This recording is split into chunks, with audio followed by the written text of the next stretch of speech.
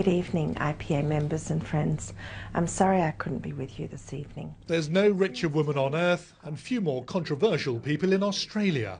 Gina Rinehart is said to be worth $30 billion. It all comes from Australia's mining boom, but that's now weakening as Chinese demand waivers. And Miss Rinehart has decided to use a rare public appearance to blame Australia's high costs for the slowdown. We must get realistic, not just promote class warfare.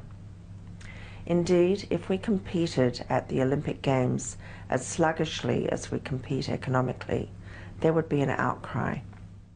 Last week, Gina Rinehart wrote an article saying Australians would be richer if they smoked and drank less, and now says the country should look to Africa to make itself more competitive. Africans want to work, and its workers are willing to work for less than $2 per day. Such statistics make me worry for this country's future. No, I most certainly don't. But the idea that Australians should be paid on a par with Africans was brushed aside by the Labour Prime Minister. It's not the Australian way to toss people $2, to toss them a $2 gold coin and then ask them to work for a day. We support proper Australian wages and decent working conditions for Australian people. It's probably fair to say that most Australians are either in awe or are appalled by Gina Rinehart.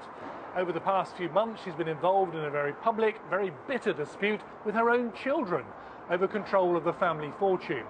Well, now she's turned her attention to the nation's wealth, which is what makes her so fascinating and so controversial. It's not the first time Gina Rinehart and the government have clashed. The government wants a redistribution of mining profits. Gina Rinehart wants a reinforcing of mining's interests. Duncan Kennedy, BBC News in Sydney.